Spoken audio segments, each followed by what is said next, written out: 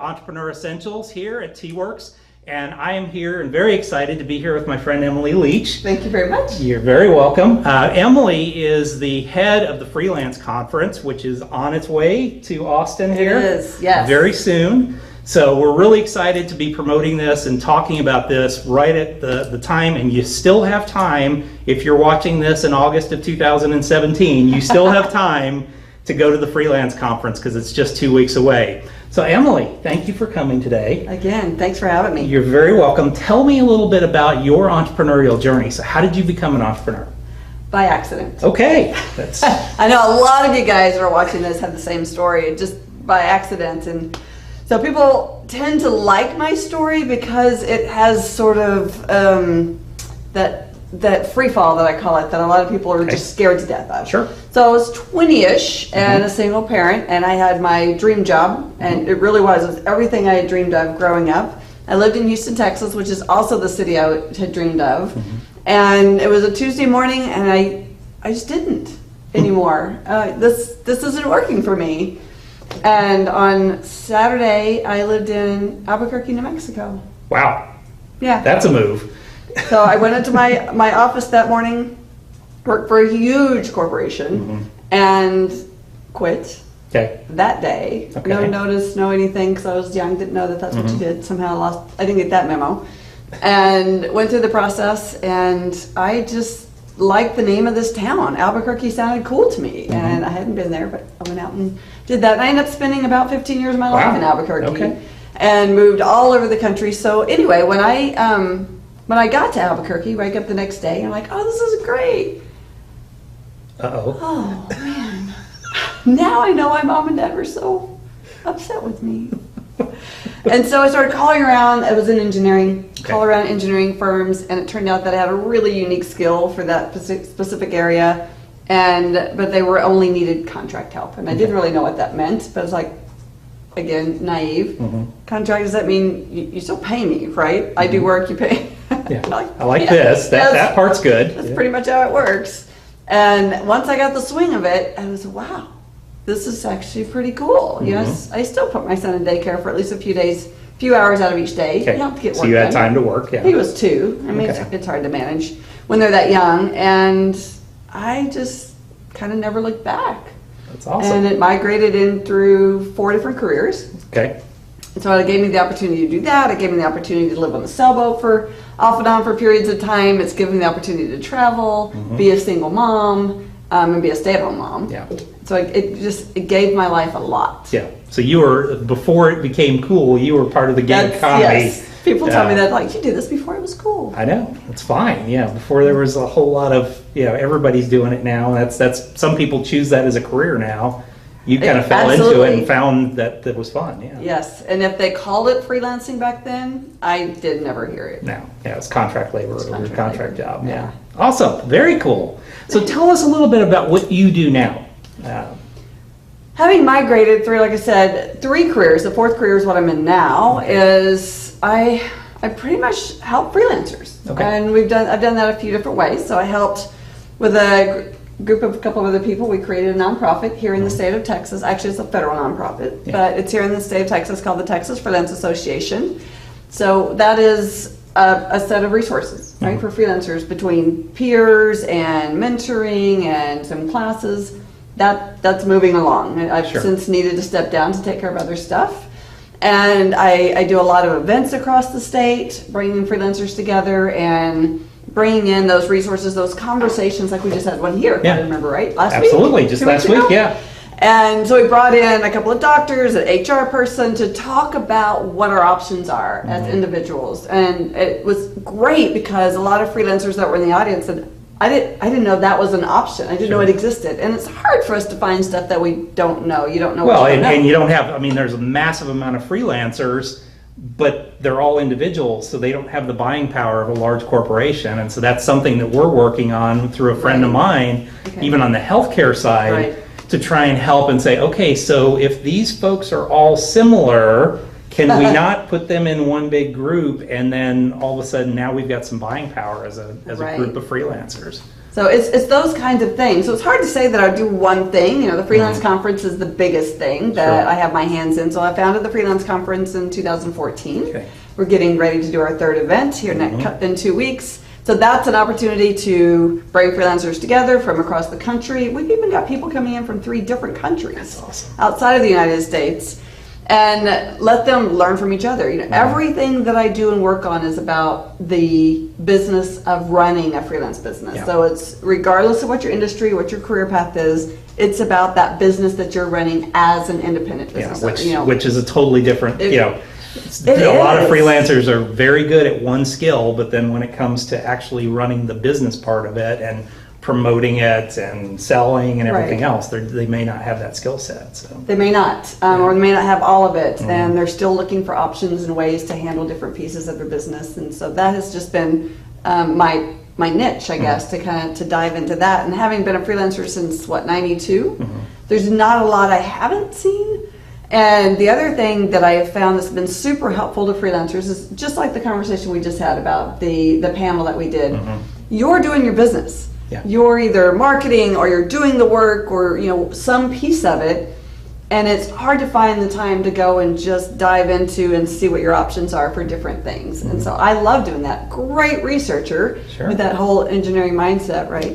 And so it's kind of nice, I've been told, to have somebody out there looking for stuff for you, and then you're an advocate. I mean, that's really it. You're an advocate for them to say, hey, let me go find. I've got the time to go find this. Let me go find it, and then I'll bring it back to you, or you at least get to go through that first layer of cut to say, okay, this is good, this is not, and bring it back. And deep dive. So tell me a little bit about the Freelance Conference and what's going to be coming up. So what are the days look like?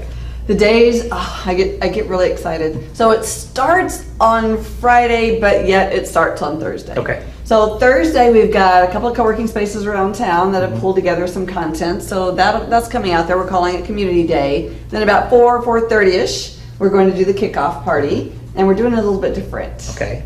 So most kickoff parties for conferences that I've been to anyway, you have a couple of drinks, you tell some jokes, you get to know a couple of people, but you're still really on your own. And if you don't know many people, it can, if you're introverted, you don't really like to do that kind of thing, it can be really uncomfortable. Sure. So we've decided to have some fun. We want to play some games. Oh boy. And when people hear that, they're like going, do you mean a Monopoly? Do you mean Red Rover?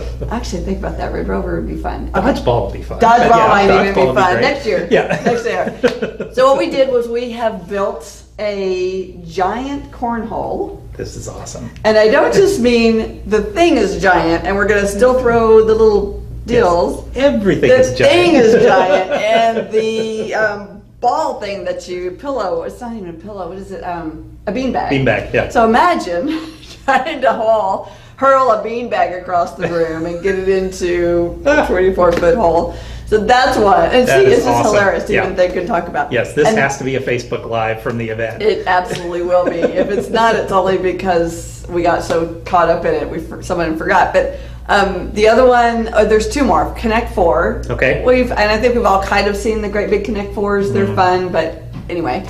But the other one that I haven't seen anybody else do is Giant Kerplunk. I love this. Giant Kerplunk. Giant Kerplunk. If you don't know what Kerplunk is, it means that you're young, and that's cool too. But Google it. Don't even bother. Just come and check it out. So Kerplunk was this game. It was about this big around, about yay tall, clear plastic, and in the middle of it, it had a bunch of holes that went straight through, and you had these little thin, we call them pickup sticks. And they were, I don't know, a foot long maybe or something like that. And you stuck them through the hole, it went through the other, and you made a web. And then you put a bunch of marbles in it, so the marbles were suspended by your web of pickup sticks. And each person pulled out a pickup stick until marbles started to fall. It's kind of like golf. The person with the most points at the end of the game does not win. Yes. They didn't tell me that in golf when I first started. I was like, I win! They're like, no. No, not really. No, not really. Yeah. So I don't like golf. But anyway, we've decided to take and build this. It is about this big around. It's about 20 inches around and that radius. 6 feet tall. The dowel rods are 3/8 inch thick. So you gotta be thick enough to hold the balls, right? We got the balls are about like this. And it is crazy fun. That's gonna be awesome. We have literally had, because it sits in the middle of our garage right now, and you leave the garage up and we like every neighbor's coming over to play the giant kerplunk What game. is that? And there's been a couple people that thought it wouldn't be very fun, and they started to take it. Wow, this is. Wait a minute, hold on. Yeah, it's addictive at that point. This is addictive, yes. So beyond the giant kerplunk game, what actually is going on at the conference? Well, we're going to pair some people up and do some tournaments. Okay. Imagine doing a kerplunk tournament and doing a cornhole tournament and a Connect Four tournament. And it's interesting what happens when people play together. Sure. You know, I don't even have to know you, and you're on my team, and so I'm going to fight for you. And then we're like, wait a minute, what's your name? And then you get to talking to each other. And when you walk into the conference on Friday morning, you know a whole bunch of people. Absolutely. And so all of that weirdness that happens on the first morning of a conference will just be done. gone. Yeah, you can start and you already have friends. And You pair that with a Texas breakfast taco, and we're set for the day. So what type of events are you going to have throughout the conference then? So the rest of the conference is, I got so excited about it. I was like, okay, well, that's it. Okay, I'm done. Do the Yeah, rest of it. Thursday we've done kerplunk and we're done. Yeah. So Friday is your single track day. Okay. So it's interesting. We have people that like single track, people like multi track. So we're putting a stab at doing it all. Okay. The single track is, if I remember correctly, we have 7 speakers, 3 interviews, and then a panel discussion. And we have everything from a panel discussion about fear. What stops you? What is fear stopping you from doing? And let's talk about the emotional intelligence behind that and some of the other things. Then we have the founder of FreshBooks is coming out. Nice. I'm super excited about his talk, because if you don't know, the founder of FreshBooks used to be, I believe it was a graphic designer. He might have been a freelance web designer, but freelance creative. And then we have just some really great speakers coming out and talking about almost everything you can think of. We've even got a speaker coming to talk about, excuse me, which I know you're not supposed to do, but it's, where did it go? I don't know. Oh my gosh, where did it go? Oh, how he took in the beginning of his career as a freelancer. And a lot of people struggle with Upwork, freelancer, and things like that. And so he wants to come in and share what he learned. How to be successful on Upwork. Yeah, because you can get on there and Upwork. just keep applying for everything and nothing. You can, I know, and I hear it a lot. And I've not been able to I've not put any effort into it either. So I was super excited to run across this gentleman. That's Alex Sakaya. And it's just amazing. So anyway, the first day is your set of talks. We're going to end the day with the National Freelancer Awards. So we have an event out at the Live Oak Brewery, just a couple of miles away from the event space. Beautiful, beautiful outdoor space. We'll have a band for that and give away some awards. We might be under 100 degrees by that point. So we should be under 100 degrees by that point, or we may have another hurricane. You never know. Yes. As we have one coming have one coming our way right now. So if everything starts to blow, we just know that that's what it is. And then Saturday we are, also on Friday we have the launch of the Gig Exchange. Oh, cool. So the Gig Exchange is, we've invited, I think, half a dozen or so companies to come in that hire freelancers, typically. Maybe looking for some right now, maybe looking for some in the very near future. You may have a gig that you're looking for some help with, so that you can put that on the Gig Exchange wall and come and meet these companies right now. How many are you up to on the Gig Exchange the other day? Because I just happened to, because you added me to it, and I keep looking at it, and every day it's like another 500 people, another 1,000 people. So, well, as far as companies actually coming, we have six people confirmed, 7 companies confirmed coming. Nice. And then we have a few companies who are like, I can't make it, but here's the people I'm looking for. So those will go on the Gig Exchange wall, so people can connect with those guys. And then we go back into our conversation about Saturday is our interactive day. Okay. So all the extra spaces turn into workshop spaces. We have 7 workshops that you can go choose from. We have business coaches coming in. We have a set of roundtables being done. We do have a little section for co-working. So on either of those days, if you need to get out and get some work done, we have telephone rooms, we have some co-working space. And then we also have some campfire conversations. So some people like to just have sort of a small, intimate group of people. And so we've created some campfire conversations for that kind of stuff. Outstanding. And then of course we'll wrap it up with a little bit of drinkage probably. Well, that's it's a given. It's a You given. get together, and then everybody goes off and does their thing again. Yes. So what's new and upcoming for you? What do you have coming in the pike? I mean, once you survive the Freelance Conference. Once I survive my third conference, and it's a lot. This year has been a whole lot. Then it is really diving into one of the things that the conference has brought to me is, and building of all the community and stuff, is more and more people wanting to help freelancers. It's great. And like, how can we work together? And so it's like, you know what? Let's just open that up. I am literally thinking about finding a place, pinpointing where we are. Most of them are California. I think we have one in New York, and then of course myself.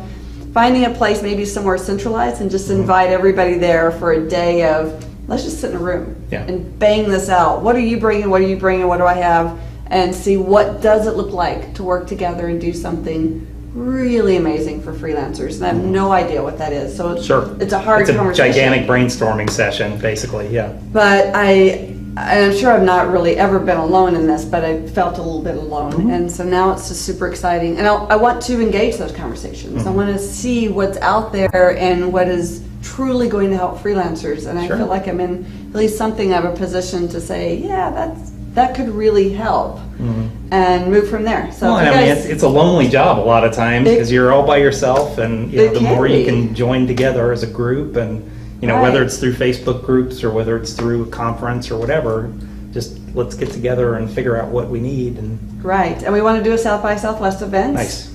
And this will be, like I said, this will be our first gig exchange, so we want to learn our lessons from that. Okay. And we're in talks about possibly having a gig exchange within South by Southwest and do some sort of event in that.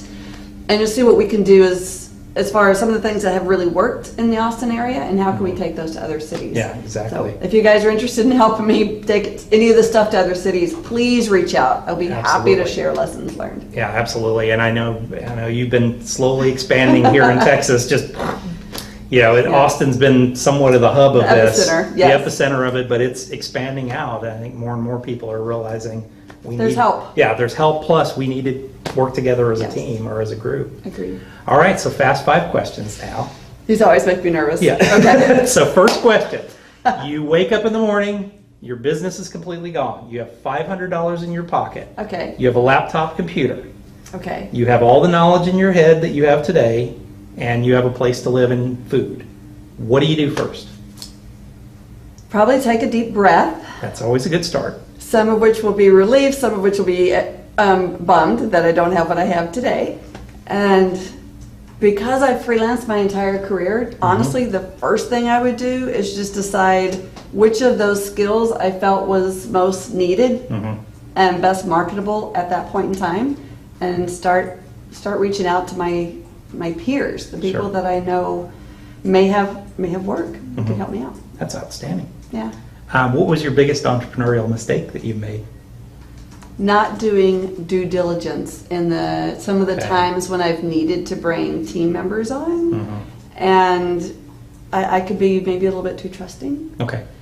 And there's been a couple of times over the years where I needed a team, and it's like, oh yes, you're super fun, you're super exciting, I want to work with you. And not really not really doing the due diligence to see if maybe they were overselling their skills, and just really wanting to be a part of something that else was going on. What do you do different today in that? Definitely spend more time looking at a portfolio. If they don't have one, I can still understand that sometimes people just don't know to put one together, but there's got to be somewhere where you've done this work. Possibly set up small little projects to where if they say, yes, I can totally do that. Okay, well, let's do this little thing and see how it goes. I'm told that I'm very clear in my communication, so I don't know how much more of that I would change. Those would be the biggest things, is just kind of try them out first and make sure that they have the skills that they say. Reaching out to people that they worked with and ask them, if they had issues and stuff like that with them, or what was the best thing that you got out of them, because sometimes we're not good as humans saying what our best thing is, and so that I could really focus in on knowing what your your best skill Certainly, is. yeah. So tell me a little bit about a good book that you would recommend for an entrepreneur. Can I do 2 books? Please. Okay, there's 2 books. One of them is The One Thing. Yes. And we actually got Don Hobbs speaking at the conference. That is a part of the One Thing family, and the One Thing was great because you hear a lot of people talk about focus. And regardless of if you're a freelancer or what size business you're running or where you're at in your life even, being able to identify what your one thing is that you want to focus on, whether it's the one thing for a 5-year goal, the one thing today, the one way for a week, a year, there's multiple one things, to be perfectly honest. And he goes into that. Yeah. And he just lays out some really amazing strategies for staying focused, pulling yourself back, and then you can work from there. So out of all the books that I've read in the last maybe year, 2 years, that's definitely been and it's a great book. I mean, it's there's the hype about a lot of different books, and I hear that everybody's got their favorite book that they've really actually never read, but that is one that it's probably the most practical advice I think I've ever read. It really is. And then the other one, because of my personality probably, it's not a business book, but it will do a lot for your business, I think. Doesn't have to be a business book. Is Salty Piece of Land, which by the way, noticed by Jimmy in Buffett. the lobby by Jimmy Buffett. Yes. And my joke about that is I realize that you could go on to Amazon and get it for $24.95, but just be prepared, it may cost you $10,000, $15,000, $20,000. Yes. By the time it's all By the time over. you're done and you've bought the sailboat and sailed around the world, which she has done, by the way. Depending, I didn't sail around the world, but I did buy the sailboat because of that book, and I just fell in love with sailing. Yep, it is a phenomenal book. That's why it has an honored place in the library. Yes. So what is a good tool that you use? Maybe like an Evernote or one of those tools like that you use on a daily basis? It's always hard to say. It's Calendly. Yes. So it's like calendar, but instead of the with E-R, a it's L-Y. L-Y. Yes. Yeah.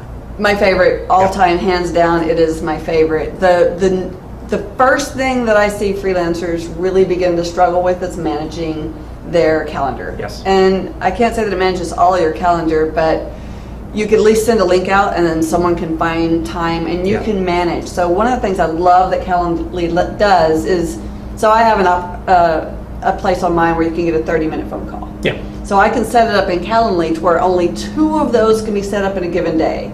And I didn't check that setting in the beginning, and I literally ended up with like 4 in one day. And you end up all day long on the phone. And so, again, it's just one more little piece that helps you manage it, or 1 in a day. Yeah. And I have a 15-minute one that anybody can set up, and then I have the so if you want to do it face-to-face, you can set up all the different types of meetings. And you can hide some, you can make some public. I've got one on my website so that people, and I had someone take advantage of it, and I just had the conversation yesterday, and the gentleman goes, I am just so excited that you're willing to take blind phone calls. And I said, you know what?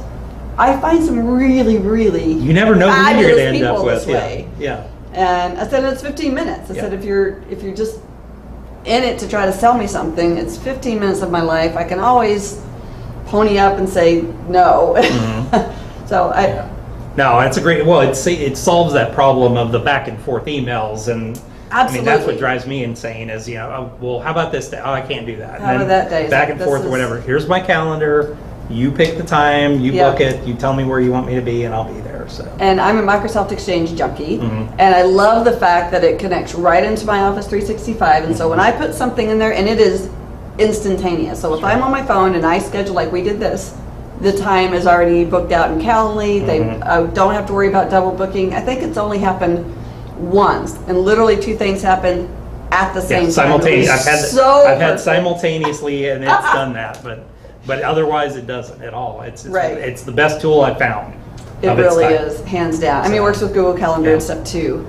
But that's my favorite. Yeah, and that's the one thing that works with both Google and iCal and everything else, and doesn't fight with each other. So. Right. Oh, and the other thing they just updated was the ability to reschedule and cancel. Oh, sweet. So that is so much crisper and cleaner. I've not seen that since they've updated it. Yeah, about 2 weeks. Well, how do we get a hold of you? How does somebody get a hold of you? give me a call. No, I'm just Okay. kidding. So if you go Book to an Emily, appointment. if you go to emilyleach.com, so that's Leach, then there's a contact form, and within the contact form, I even think I put my phone number, but if not, there is a link so that you can set up something on my schedule. Perfect. So how do they get tickets for Freelance Conference? We're coming down to the wire, so We there's are coming down just to a the few wire. tickets left at this point. Yes. So if you don't get them, you're gonna miss it. Yes, there's two types of tickets even. Okay. So there is the in-person, and we did just open up a virtual, and the virtual is, we're recording everything, so we'll have a membership space for you to be able to go in and look at every session, every workshop when it's all over. So go to freelanceconference.com. Of course, if you go to Emily Leach, there is of course a link. Coincidentally. I mean, just seemed like the thing to do. So go to freelanceconference.com, and the schedule is on there. All the speakers, all the panel members, everybody is on there. I think even the coaches should be on there as of today. And grab your ticket. Excellent. Yeah. All right. Well, excited Thank for you so 2 much. weeks from now. Thank you for coming out today. Thanks for having Really me. appreciated this. And folks, she is who she is. She's amazing, just a fun person. And I know this is going to be an amazing conference, so you definitely need to be there. Make sure you subscribe down below here so that you are quickly able to see any of these videos that come up. Exactly. We'll be pushing this out on our social media as well. But please come back. We'll see you next week here. And thank you, Emily. And remember, there's only one place to get the free con cooler. That is exactly right. And to play the world's largest kerplunk. I know! There's got to be a Guinness Book of World Records I'm coming in telling here. ya. So thank you very much, and we'll have a good day.